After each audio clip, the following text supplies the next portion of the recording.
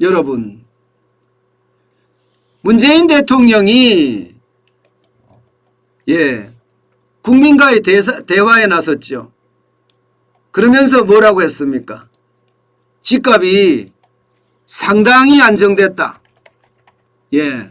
그렇게 이야기했어요. 저는 어저께 국민과의 대화를 보면서 제 스스로도 솔직히 많이 놀랐습니다. 제 스스로도. 왜냐고요? 여러분, 기본적으로 국민과의 대화를 하려고 그러면 국민들의 관심사 있잖아요. 국민들의 관심사.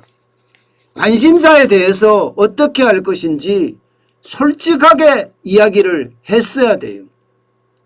지금 여러분들이 생각해서 국민들의 관심사 1번이 뭘까요? 집값이에요. 집값. 집값이에요. 2번이 뭘까요? 대통령 선거예요. 그러면 대통령 선거의 핵심이 뭐예요?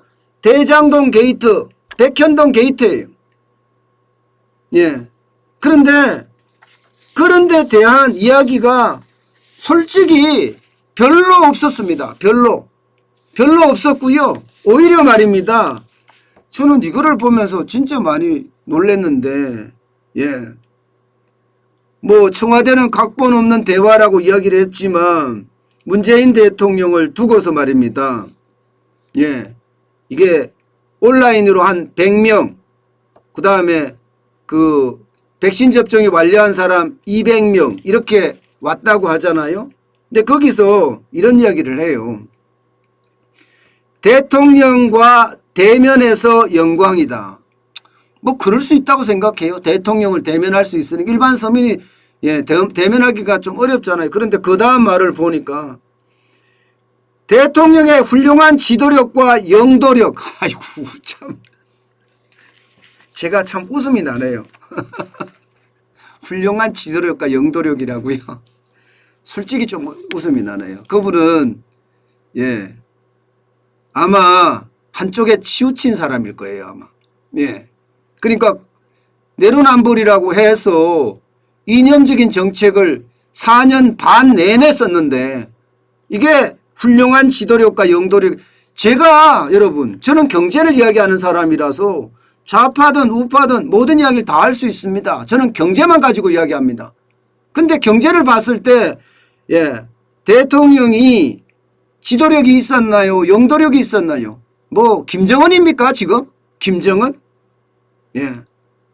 저는 이런 이야기가 나왔다는 자체가 웃기고요. 또 하나 5년 국정 운영에 감사했다. 아이고 참 제가 들어도 다 간지럽습니다. 다 간지러워요. 게다가 문재인 대통령조차도 저는 자화자찬 일색이었다고 생각합니다. 자화자찬 일색. 당장 국민이 가장 관심이 있었던 거 부동산부터 볼게요. 부동산. 여러분 이거 한번 보세요. 이게 부동산입니다. 문재인 대통령이 이야기한 것은 지금 부동산 가격이 상당히 안정세로 접어들고 있다. 이렇게 이야기했습니다. 그러면서 만회할 수 있는 시간이 없을지 모르지만 적어도 다음 정부까지 어려움이 넘어가지 않도록 해결의 실마리를 마지막까지 찾아보도록 하겠다. 마지막까지 좀 안 찾았으면 좋겠습니다. 또 규제한다고 해서 지금 여러분 부동산 가격 떨어뜨린다고 지금 대출 규제하니까 대출 절벽 때문에 국민들이 울고 있어요. 국민들이. 제발 안 찾았으면 좋겠어요. 제발 안 찾았으면. 제발 안 찾았으면 좋겠어요. 그러면서 말입니다. 그러면서 사과는 한마디 했어요. 부동산 문제는 여러 차례 송구스럽다는 말씀을 드렸는데 지금 생각해보면 우리가 좀 더 부동산 주택 공급에 많은 노력을 기울였으면 좋았을 걸. 지금 와서 그런 말 하면 뭐합니까?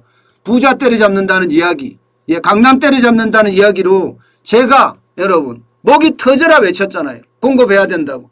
아마 저만 외친 게 아닐 거예요. 주변에 진짜 많은 사람들이 공급해야 된다고 많이 외쳤을 거예요. 근데 길을 닫아놓고 나서 지금 와서 이런 이야기를 하면 뭐예요? 그러면 지금이라도 열어야지. 지금이라도 이렇게 생각했으면 강남 아파트를 열었어야 돼요. 강남 재건축 허가를 내주면서 여러분 공급을 많이 한다는 그런 신호를 줘야 합니다. 줘야 해요. 그런데도 주지 않잖아요. 그러면 이거야말로 표리부동하다는 거예요. 표리부동. 저는 대통령이 표리부동하다고 생각해요. 예. 집값이 지금 안정세로 접어들었다. 저는 이 말부터 이 말부터 보면 진짜 말이 안 된다고 생각하거든요. 안정세로 접어들었나요, 여러분? 글쎄요. 이걸 보고 안정세로 접어들었다 그러는 건가요? 예. 주간 아파트 매매 가격 지수인데 이게 안정세로 접어들었다니 아직도 올라가고 있는 중입니다. 지난 9월 첫째 주보다가 지금 떨어지고 있는 중이지 아직도 상승폭이에요. 이걸 두고 안정세를 접어들었다고 이야기하는 것은 여러분 이거는요. 예, 말도 안 돼요. 지금 문재인 정부 들어서 집값이 얼마나 올라갔습니까? 집값이 2배 올랐습니다. 100%. 그런데도 불구하고 이렇게 말한다는 자체가 저는 말도 안 된다는 생각. 여전히 아파트 값은 상승세입니다. 그럼 문재인 대통령이 이야기한 안정세로 접어 들어간다는 거 이거는 말이 안 되는 이야기죠. 여기다가 또 변명을 달았어요. 변명을. 제대로 알고 다는지 모르겠는데요. 뭐라고 달았나 하면요. 다만 우리 정부 기간 역대 우리 정부래요. 우리 정부 기간 역대 어느 정부보다 입주 물량이 많았고 인허가 물량도 많았다. 예. 그래서 잘했다 이거 잘했다. 지금 다 잘했다는 거잖아요. 결국. 입주 물량 많았고 인허가 물량 많았으니까. 공급을 계획 중인 물량도 많아서 공급 문제는 충분히 해소되리라 생각한다. 야, 참. 여러분 입주 물량이 많았는가 한번 볼까요? 예, 제가 한번 볼게요. 제가 이거를 끝끝내 찾아냈습니다. 끝끝내 찾아냈는데 예, 문재인 정부 들어서서 입주 물량 많았던 거 사실이에요. 입주 물량입니다. 입주 물량이 많았던 거 사실입니다. 문재인 정부에 151만 4,205가구예요. 예. 이명박 정부는 131만 3,176가구고요. 박근혜 정부는 112만 9,932가구. 거기에 비하면 많죠. 그죠? 예. 월별로 연평균으로도 보면 예. 이명박 정부는 26만 가구, 박근혜 정부는 27만 가구인데 문재인 정부는 41만 가구다. 많았다 이런 얘기예요. 많았을까요? 입주 물량이 많은 건 사실이에요. 예. 그런데 이거 한번 보시자고요. 입주 물량이 많았는데 2017년, 2018년에 집중되어 있습니다. 2017년, 2018년에 집중되어 있어요. 입주 물량이 많은 게. 그러면 누가 허가한 거예요, 이거는요? 박근혜 대통령이 한 거예요. 문재인 정부가 이게 한 게 아니에요. 문재인 정부가 한 게 아니라 박근혜 정부에서 입주 물량을 많이 만들어냈던 겁니다. 예, 결국 박근혜 정부의 어떤 예, 입주 물량이 많게끔 만들어졌던 인허가 물량을 마치 문재인 정부가 한 것처럼 이야기했잖아요. 문재인 정부가. 실제로 문재인 정부가 허가를 해서 입주한 거 여러분 보세요. 2019년부터 줄기 시작합니다. 2019년부터. 그래서 집값이 2019년부터 올라가기 시작해서 2020년, 2021년 폭등합니다. 2021년 올해예요. 입주 물량 보세요. 입주 물량. 서울에 보면 입주 물량이 3만 가구밖에 안 됩니다. 3만 가구밖에.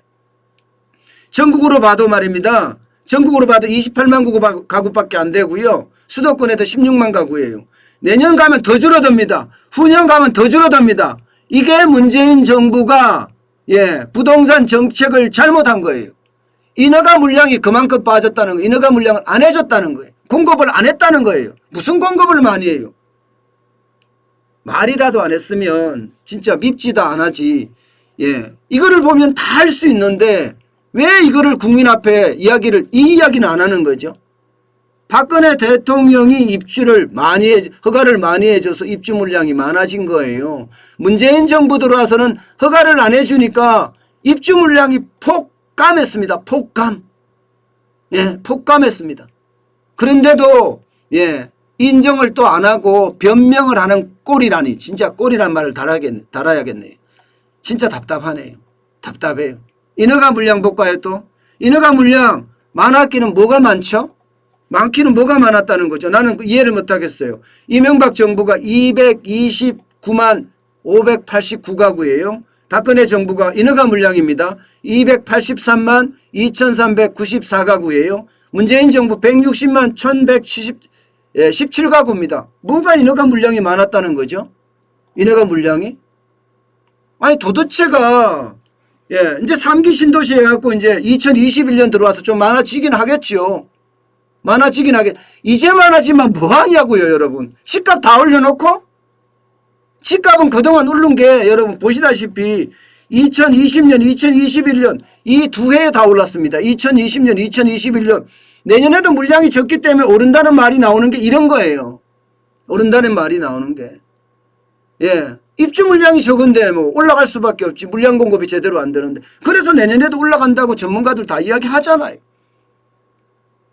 그런데도 이런 이야기를 저는 하고 있다는 자체가 여러분 솔직히 좀 안타깝습니다. 대통령까지도 이렇게 한다는 자체가 말입니다.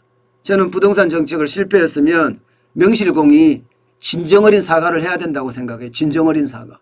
진정어린 사과가 있었느냐. 저는 그걸 보고 싶어요. 저는 그걸 보고 싶어요. 게다가 여러분 왜 그 방송을 했는지 모르겠어요. 방송을 하면서 여러분 예, 자화자찬만 이어졌습니다. 자화자찬만. 경제도 잘했다. 경제 잘했대요. 경제뿐만 아니라 방역도 잘했고 뭐 다 잘했다는 거예요.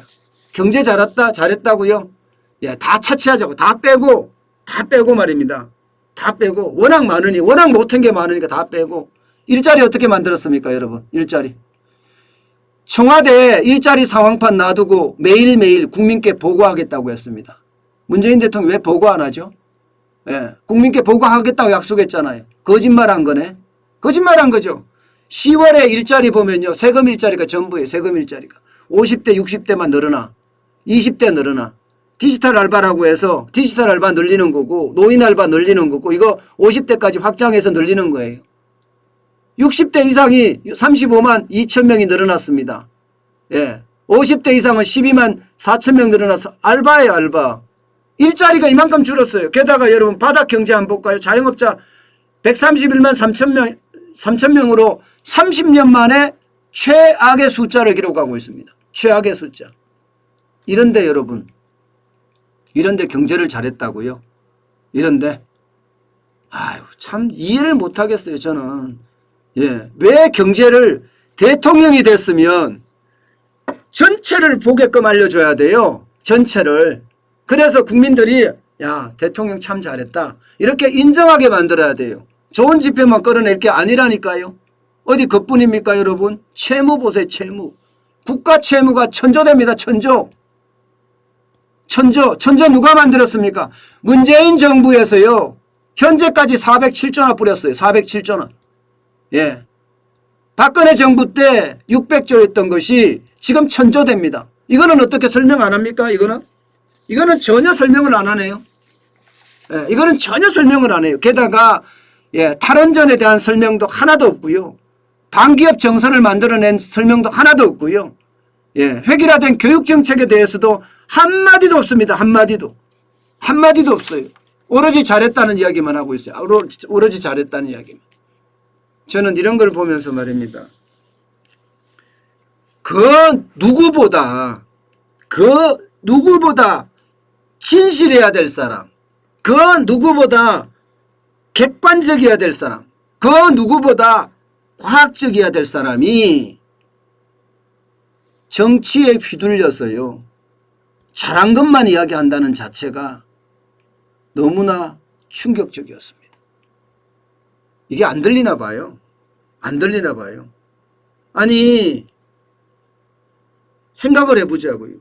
모든 국민들에게 이야기할 때 최소한 합리적으로 이야기는 해야 될 거 아니에요. 합리적으로.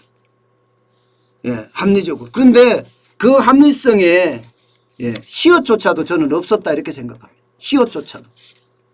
그래서 참 안타깝습니다. 예, 진짜 안타깝습니다. 도대체 나라 경제, 저는 경제나를 유튜브니까 경제에 대해서는 예, 누구보다 오랫동안 지금 이야기해 왔잖아요. 그만큼 충격적인 결과를 지금까지 만들어냈는데 그걸 전혀 인정하지 않는 걸 보니까 참 우리 국민이 불쌍하다. 저는 그런 생각만 하게 됐습니다.